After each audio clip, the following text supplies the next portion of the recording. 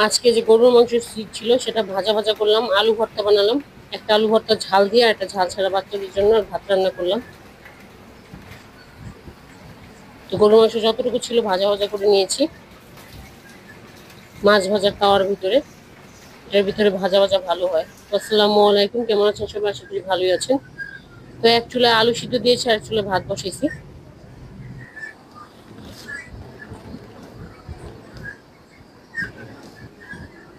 তো ভাতটা নেড়ে চেড়ে দিচ্ছি একটু পর পর।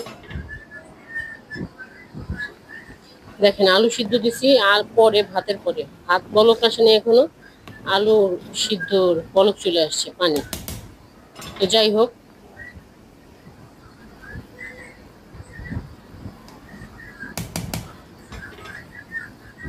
ভাতটা বলক চলে আসছে।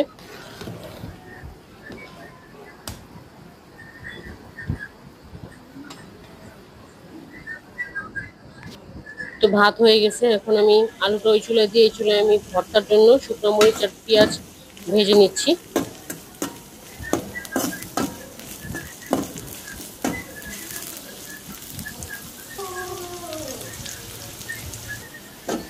ভাজা হয়ে গেছে, এটা নামিয়ে নিব। এদিকে আলুটাও সিদ্ধ হয়ে গেছে, একটু পানি ছিল ওটা আমি ফেলে দিছি, ফেলে আবার চুলায় একটু ছেঁকে নিচ্ছি।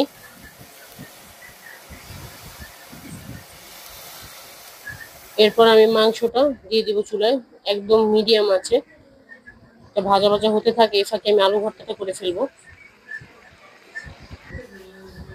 আলুগুলো খুবই গরম তাই কাঁটা চামচ দিয়ে নিয়েছি, ছিলে নিব।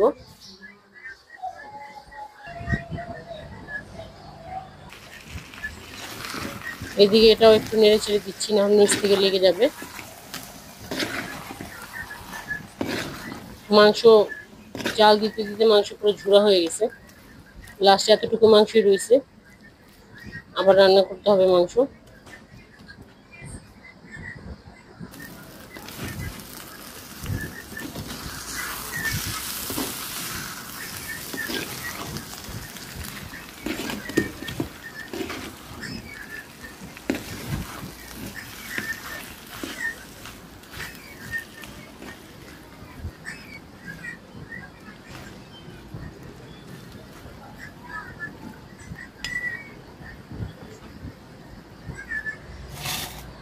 তো এইদিকে আলুগুলো ছেলা হয়ে গেছে, এখন এগুলো ম্যাশ করে নিব।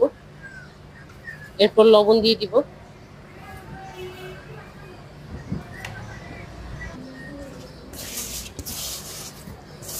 এখন ভাজা পেঁয়াজগুলো দিয়ে দিব আগে,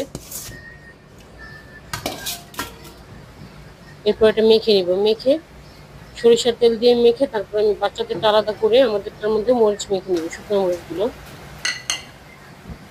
বাচ্চাদেরটা আলাদা করে নিচ্ছি, এখন মরিচগুলো মেখে উঠিয়ে নিব। আর এদিকে মাংসটা ভাজা ভাজা হয়ে আসছে, নামিয়ে নিব।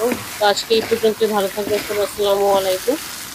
আর ভিডিওটা কেমন লাগলো অবশ্যই কমেন্টে জানাবেন, আর সবাই আমাকে সাপোর্ট করবেন। ভালো থাকবেন সবাই।